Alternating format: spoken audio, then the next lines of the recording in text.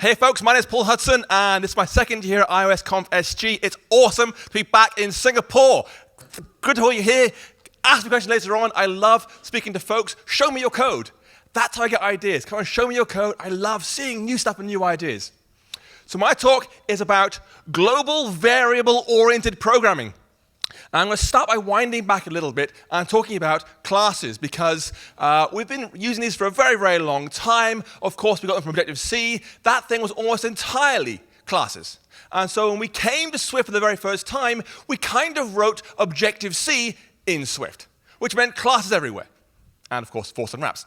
Anyway, classes have all sorts of problems, as we know. They create issues.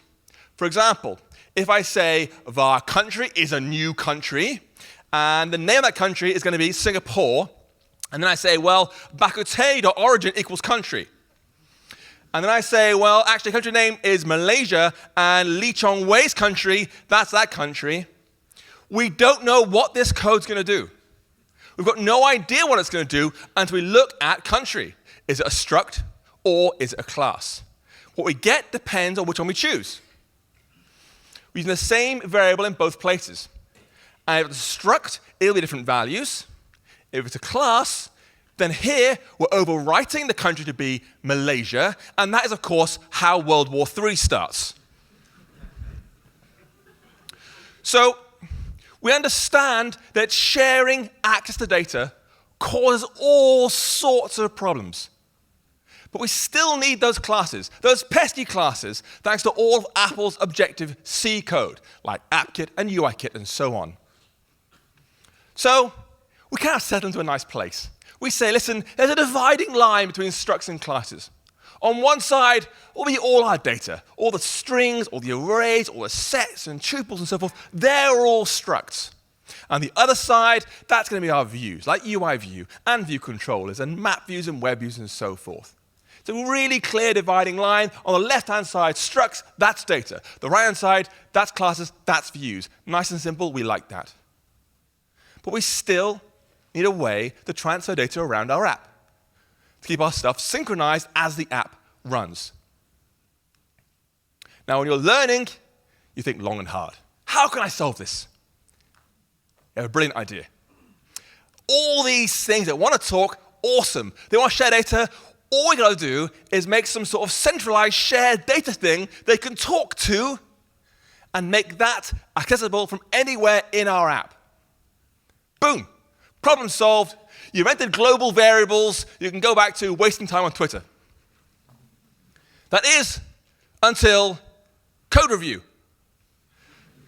Because your senior developer says, okay, we've got to find a way to share data somehow, and someone will say delegates, someone will say notifications, and you'll say global variables, and it won't go so well.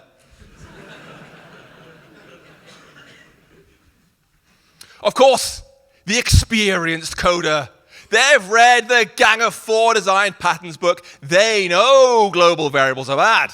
So they take their shared data, they put it into a class, give it a private initializer, and say, well, that's not a global variable anymore. That is a singleton. Well, listen, bad news for you folks. Singletons are just global variables with fancy names. That's all they are. And they have most of the same downsides.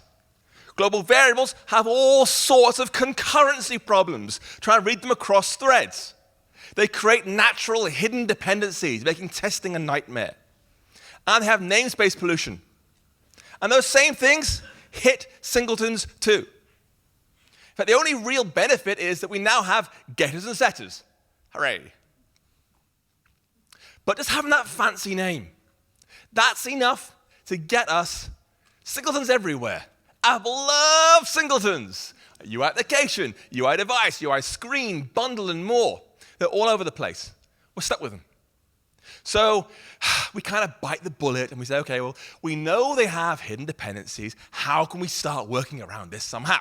So you might say, here's my hotel view controller, which has a URL opener, and it's using a singleton in there. We don't want that. We know they're bad. So we might make a protocol called URL opening, give that some work to do, make an application extend from that, then have a struct for our mocking that extends from that as well. And now, hooray, we can use a URL opening for our property. Injection. Makes sense. we now rinse and repeat for our other singletons. The settings, the networking, the logging, the core data access, the analytics, the bundle, and so forth. And all these individually might make perfect sense as singletons. But now you've got a new problem. You have so many singletons that your initializers look pretty nasty. Injection all over the place, with stacks of protocols to work around things. And that's when your second great idea hits.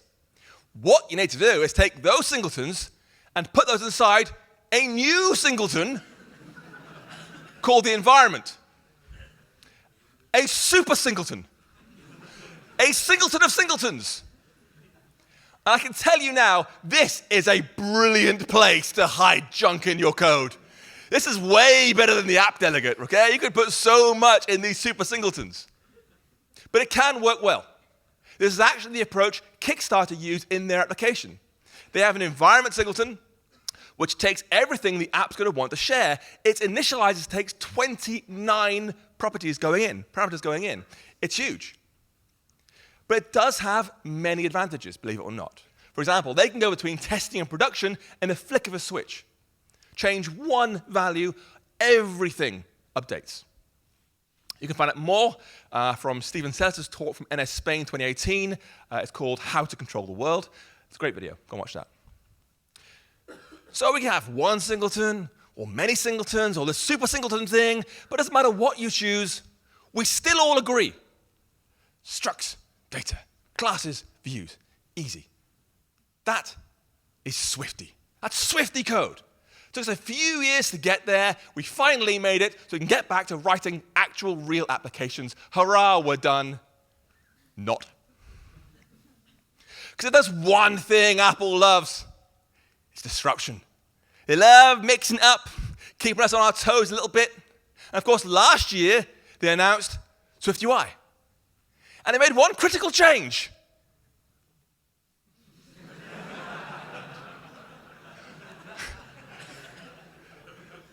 So now we're using structs for views and classes for data. Yes, this now means that multiple views can share the same data. And if one view changes it, they all change. So why is this better? Well, a number of reasons. But the biggest one is that SwiftUI keeps things in sync for us. Here's a simple struct with a property. We can use the new @observedObject property wrapper. I want to watch this thing. And when it changes, SwiftUI will spot the change and re-invoke the body property. It'll reload the view to reflect those changes automatically. It'll look at our old view hierarchy. It'll calculate the new view hierarchy and say, well, of these things, only really that bit changed, so I'll only re-render that part of the UI.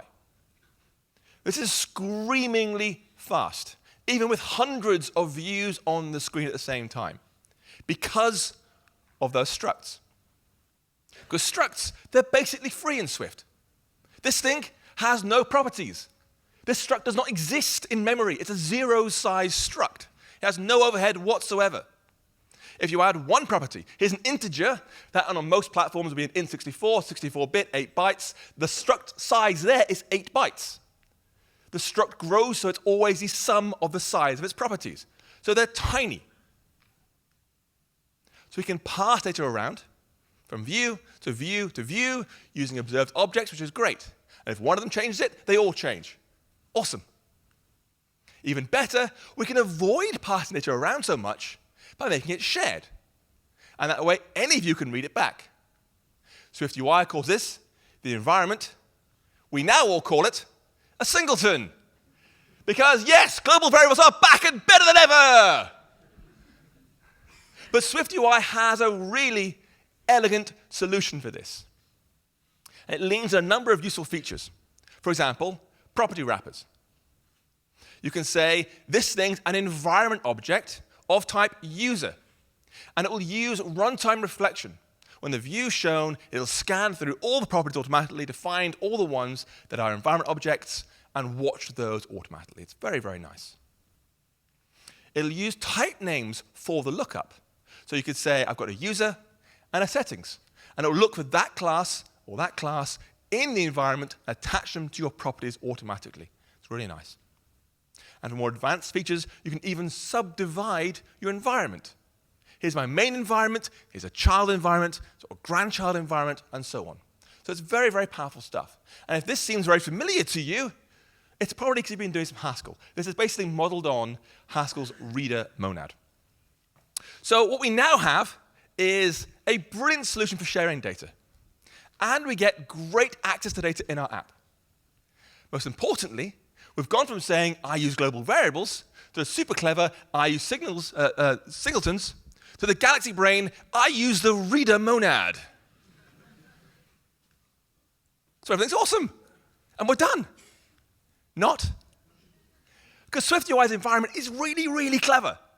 But it's only available in SwiftUI. So if you want the same behavior in UIKit, you're out of luck. Now, I could totally leave it here and go off and spend some time at my favorite place in Singapore, Khao Play Khao Mu.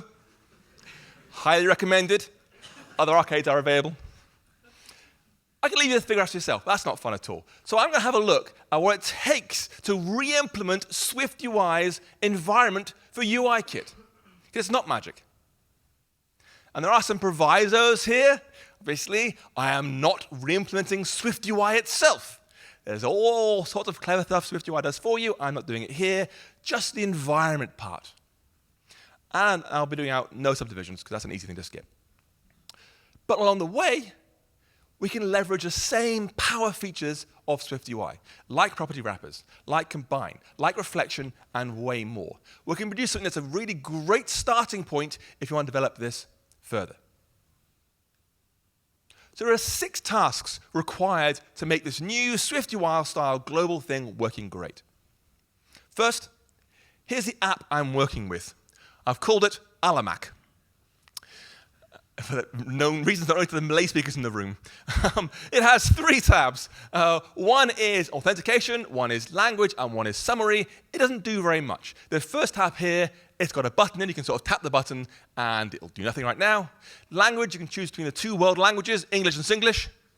And summary, it shows you 2 labels of your authentication and your language. That's the entire app. And our goal is to make these things communicate the SwiftUI way. For the code for this, I've basically used a very simple Xcode template and added a few bits here and there. So you can see we have a user settings class. It has one stored property, which is a Boolean that's false by default, and one computed property, authentication string, turns that Boolean into a nice string. That's the entire user settings class. Below that, we have app settings at the bottom here, line 23, which has one property inside it, language, English by default. That's our entire model.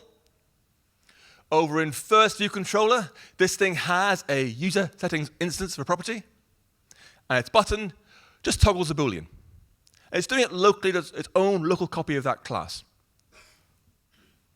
Over in second view controller, we have our app settings, and when that's changed, segmented control switched, we just save the language straight away.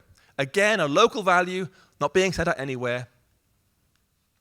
And then in the third view controller, our last one, all we have is 2 labels showing the 2 values from those 2 classes. So that's our data. Step 1, how do we make our models publish changes? For this, we can go back to our code and bring in one of Apple's new power frameworks, which is Combine. Absolutely brilliant thing for monitoring changes over time. And this comes with some useful protocols and some useful property wrappers we can build on straight away. So we can say that our 2 classes both conform to the protocol observable object, and both used app published. Both those things, same protocol, same property wrapper. This protocol, observable object, means this thing could be monitored by somebody else. It doesn't have to be, but can be. It'll announce changes to the world for someone else to watch and respond to. It comes with a default implementation with an object will change publisher, which will say, hey, a change is going to happen. What do you want to do? All done for us. And this at published property wrapper, also from Combine, says when this thing changes, announce the change to anyone or no one, whoever's watching. And that is our models, publishing changes. Really, really easy. Next one, making an environment singleton. So for this, we can go back to our code again, and we can say, let's go down here and make a new class called environment. And this thing has to publish changes. So I'm going to make a notification name, which is unique to me. I'm not going to be clashing with your code by accident. I've called it environment changed update. We're going to send out to the whole app when an environment update's changed, and any views that care can respond to it. Next, we can say there's a shared instance. This is a singleton after all, / global variable. So I'll say I've got a shared environment. That's the one you got to use. There are 2 instance properties. I'll make one array here called syncs. It's an array of any cancelable. And then a second array when this one's going to store an array of any. So these 2 are important. The first one stores all those change watching pieces of code. When this object changes, announce it like this. When that one changes, announce it like this, and so forth. That's the syncs array. The second one's the array of any. That's all the things we want to store in our environment. Those are the global variables we want to be available anywhere. That's our array of any. Next up, this is a singleton, so I don't want anyone creating it. I'll make a private initializer. Only environment can make this thing. No one else can, so you've got to use that shared property to access this thing. And now for the important part. We can write a new method called register. Generic over something which is an observable object. And I'll take a value. What do I put in the environment? Straight away, we'll append that to our values array. We don't want to store it somewhere. And then we'll get that object will change publisher from our observable object. That's when it's going to say, hey, this thing's about to change. What do you want to do? We'll grab that now. And we'll say, great, if you're going to change, awesome. Go ahead and send your value, sync your value into the following code. Run something on the main thread, so we don't get any threading issues. Run something on the main thread, post this notification. The value has changed, and give it the object. And finally, store that in our array. So we have to say here, when you have changed somehow, announce it to the world. But notice that we use object value. We don't want to send every change to everything that's watching everything. That'd be extremely inefficient. We want to say, only tell people who are actively watching this object that it has changed. Otherwise, just burning through CPU time. Now, it's really important that you have syncs.append sync. Otherwise, that bit of code will be thrown away straight away and forgotten about. It'll be released. So you've got to store that somewhere. And that's our entire environment singleton. It's really very straightforward. The next one, registering things with it. This is the easiest step of all. It's slightly harder here because I've got a default Xcode template, so it's all storyboards. If you're doing it all programmatically, if you have your own bootstrapping, you can put this anywhere you want to. I have storyboards, therefore I can't. So, evil hack, I'm on stage. What we're going to say is, back in our code, we can go to the app delegate and then add an initializer here so it runs when the app launches. And all we'll do is say, give our environment the following values: a new user settings and a new app settings. Put those into the environment as soon as the app launches so everyone can read them. Again, if you're doing this programmatically, put this into your code flow wherever it makes sense. Storyboards, they're always tricksy. Boom, done. Halfway through already. This is really easy, right? Next, make views handle updates. Now remember, I am not recreating Swift UI here. Swift UI will detect updates and refresh the UI and insert rows and conduct animation, I am not doing that here. We'll take a simplified approach. We're just saying, hey views, an update's going to happen. They can respond however they want to.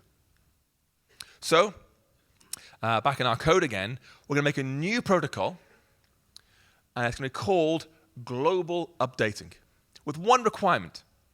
You've got to add an update method. So if you want to watch a global variable, awesome, that's fine. You've got to handle an update method that we will call on you when something you care about has changed. And how you respond to that, it's down to you. Update your UI. Show some new UI. Down to you. So update yourself somehow. And I'm going to add to that a protocol extension with a new method in here. And this is going to be called register for updates. And there's no code in there just yet. We'll come back to that later on. Now, this is not declared in the protocol. I do not want this to be an extension point for conforming types to override. Having it not in the protocol allows us to say, no, you've got to use my version really. It really matters. Because we'll be putting some cool code in there later on. I don't want folks to try and write that themselves. But now we've got enough to start making our views conform to this protocol. We can go back to our first view controller and say, hey, you now conform to this new global updating protocol. You will register for updates straight away. It's there in view.load. As soon as you're being shown, go ahead and register for updates. And as part of the protocol, we must implement that update method. So I'll say there's an update method. I'll just print out a string saying I'm updating the first view controller. And then set our view controller's title to be whatever authentication status they have right now, just so you can see it's actually working in real life. And that's our first view controller ready for updates. Second one's very similar. We add the global updating protocol. We register for updates in view.load. And the update method will print out the same sort of string. I'm updating the second view controller this time. And make its title the language it was chosen. Again, so you can see it's working. And the third view controller, same sort of thing again. Global updating in the protocols. And register for updates. But this time, in update, we're going to say, first, yes, our third view controller is being changed. You can see it working. But we'll update our two labels to reflect both the authentication status and the language that was chosen. So you can see it all working together. And while we're here, we'll do our title as well. So now all three view controllers conform to our protocol and know how to respond to updates to things they care about. So that's step 4 done. Now for global properties. Because what we want is that beautiful, low-touch Swift UI way of saying, this is a global property. So what we're going to do is, we're going to go back to our code again, and I'm going to make a new struct down here called global, generic over some sort of observable object. And inside it will be whatever value's inside, whatever kind of thing we're storing that's global. And when it's made, we'll immediately try and find that thing in our environment. We've got to find it already registered somewhere. We'll find it, we'll do a quick typecast for it, and then use that for the value we contain right now. If we can't find it, we'll just crash the app. And that's perfectly fine. That's exactly what SwiftUI does, by the way. SwiftUI, if you say, give me a user, and there isn't one, bang, dead. So what this code's saying is, go through my environment array and find the first item in there that matches the test. Is this thing our object type? Is it a string? Is it an int? Is it a user? Is it an app settings? Whatever it is we decided, is it one of those things? And when we find one, we'll make sure we have it by doing a safe typecast as that type, and then use that for our wrapped value. So our global struct will contain inside it a user, or an app settings, or a string, or whatever it is inside it. It'll store that inside it. And that's our wrapped value. Now this thing, you'll notice the initializer takes no parameters. We don't create one of these with a new app settings. We say you should get one of these from the environment. So it's always going to have a wrapped value that loads it from the environment. What we really want to do is make that a property wrapper, so we can get SwiftUI's lovely syntax. To do that, what we do is add @property wrapper at the start. That's it. Swift will do the rest of the work for us. And now we can go back to our code. We can say, hey, first view controller, this is now @global var use settings. And that simple change will now load that from the environment rather than getting a local value. And so now rather than saying make a new local user settings here, we'll just do : that type. Get the environment's version instead. And the same's true in our second view controller. We'll do @global var that thing, and then : that type, and then again in the third view controller. So we're making each of our properties not locally made inside the view controller, but instead referencing that global shared environment. So now we've marked our global properties. And for the last part, how we receive change notifications. This is the trickiest part, I think, if you're not familiar with it, because the environment's storing our global values, right? Our global reads into the environment and lets us use them. That's fine. But we have no code yet to actually watch for updates to those values and to reload the UI as appropriate. So to do that, it is time for some reflection. You can see we have this thing, more code soon in my type.swift file. We've got to put some code in here to use reflection, to scan through the properties of our type and say, hey, which ones are globals you want to register for me? So we'll start by saying, let's go to that comment and say, first, give me a mirror reflecting myself. And all I'll do is, at first, is loop over all the children of that mirror and print out the value I got back. And I'll call update.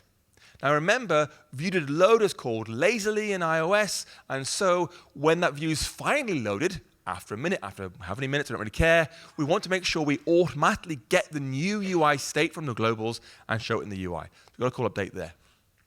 So we're going to loop over all our properties and print it out. Now, this piece of code here is simple, but when it runs, hopefully you'll see what it's trying to do. Run the code now. Boom. Down here in the bottom corner, you will see the exact type it has read back. You'll see it's found an optional underscore use settings, which is type alamac.global, alamac use settings, wrap value alamac.use settings. Okay? So it's no longer a user settings instance. It's our global struct that contains a user settings instance. It's generic. That's why it's called a property wrapper. It's wrapped our property in a new kind of struct for us, which is great. So you can see it's a global of type user settings. So we could modify this loop. We could say, rather than just print out the child, let's instead try and do a quick typecast. Can we get that result as the child value, typecasting to global user settings? If we can, print it out. And now if we run the code, you'll see how it responds. So it's typecast in place now. I run the code. Boom, there it is. That's the first view controller. It's found the global use settings, and it's updating first view controller, exactly as predicted. Go to the second tab. That just says updating second view controller, because it has an app settings in there, not a use settings, so the typecast fails. And the third view controller has both, so it will print at least one use settings. There we go. So this is working as intended.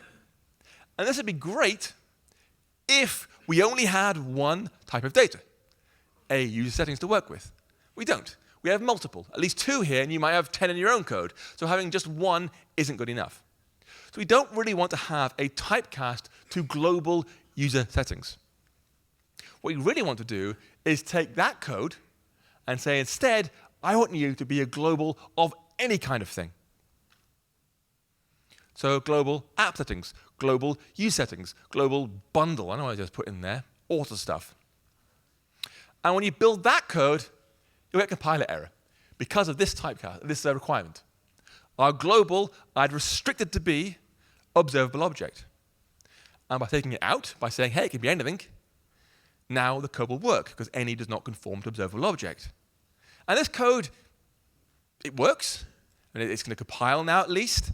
And it's kind of safe because if you remember, when we wrote the environment in the first place, we had this register method at the top here that restricts it to be called only with observable objects. So you can't put junk in there. It's still got to be an observable object. But at least now the code compiles. But it doesn't do what you think it's going to do, sadly.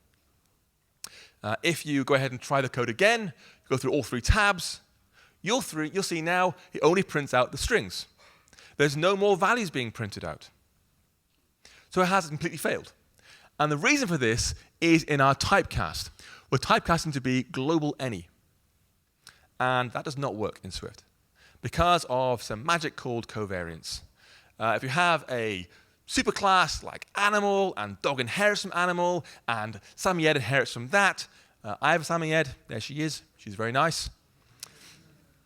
Oh, yeah. I can say, let aria equals a new Samyed. And we all know if I say print aria is Samyed, the answer is true, because aria is Samyed. We could say, is she a dog? Yes, she is a dog. Is she an animal? Yes, she is an animal. Those are all true.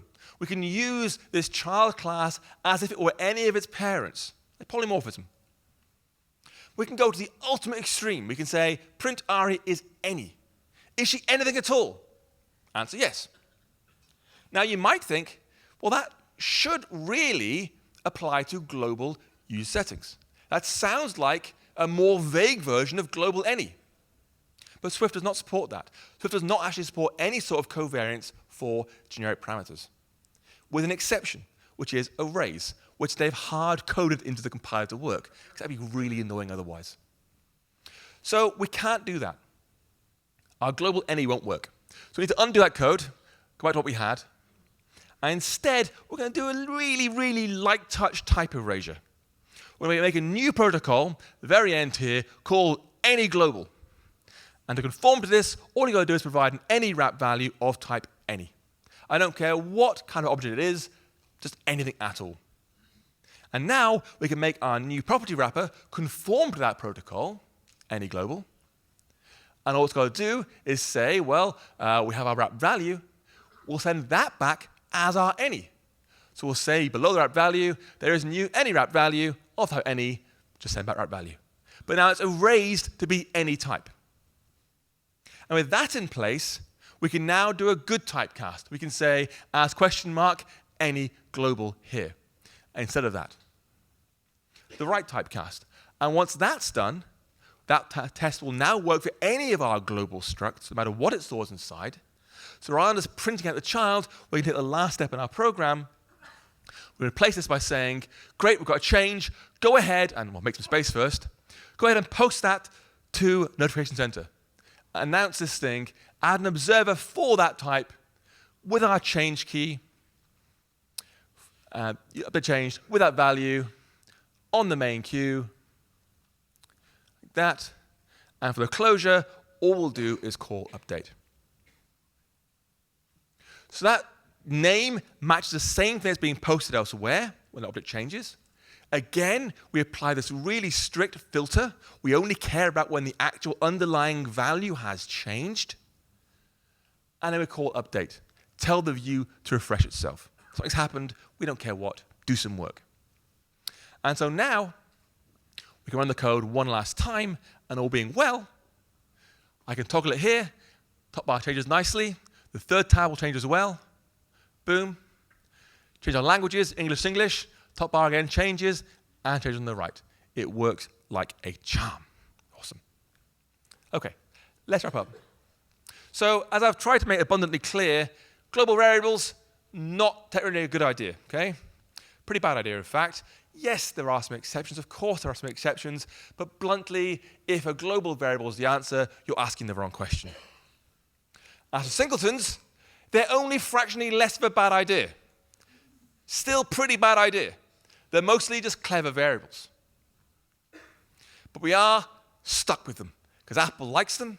They're all over their frameworks. We have to use them as well. Swift UI's environment takes singletons to a whole new era, a whole new decade of singletons, by leveraging some really powerful Swift features. And if we leverage those same Swift features, we can get the same functionality in our own UIKit code and learn something along the way. And before I finish, there is one more thing. None of this talk, the last 30 minutes of your lives, answers the question of whether an environment singleton is in any way a good idea.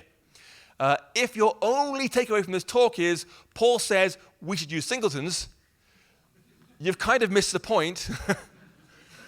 A broader, happier, safer way of thinking of it is there is no silver bullet. It's fine to experiment because you will learn stuff along the way. And you might end up with singletons, or with multiple singletons, or one super singleton, or even something like SwiftUI's environment, or something else entirely. Doesn't matter. There are many tools in our toolbox. It's important you find the right one for your team and your project. And with that, it really is the end. Thank you very much.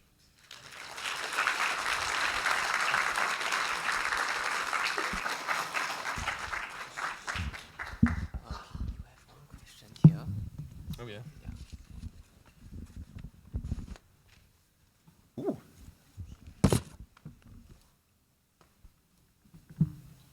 I've got a question. Dear Paul, why are you so great? Thanks, Mum. No, the question is, what's the strategy when there are too many notifications to update or monitor? So you'll notice, I'm not sure who asked the question, you'll notice I was pretty clear in the code, which is that it's critically important to filter your notifications. Because otherwise, every view will respond to every change. And you do a lot of work. Now, of course, behind the scenes, CA layer with a lot of work of erasing the changes you're doing and so forth, that's fine. But you still don't want to overload the system with changes. So you've got to apply that really strict filter. Don't watch for everything. Watch only what you care about. And for example, you could very easily say, have a global wrapper that's read and write. I want to write globally, but I don't want to be notified from changes. And that's what that register for update thing did. You haven't got to call register for updates. You can ignore that and just use @global to post changes to the environment without getting them back again. So it's down to you to, ahead of time, think, this thing, read and write, this thing, just write. This thing should care about all these variables, this one, just one. If you find, even with that, you're still struggling, I think this has something like 20 notifications, like 20 objects issuing changes at the same time, which is intense. Your options are, you could either coalesce your change notifications, send one change, bulk them together, change, make one big change package, and post that off, or you're in super singleton area. This, that becomes one super singleton, and that's what's changed. But then you lose the granularity, to be able to say, only watch this thing and this thing. So be careful with that, but it might help you really, really stuck. I'm around for the next 2 days. Come and grab me afterwards. Thank you very much. Okay. Hey, thanks, Paul.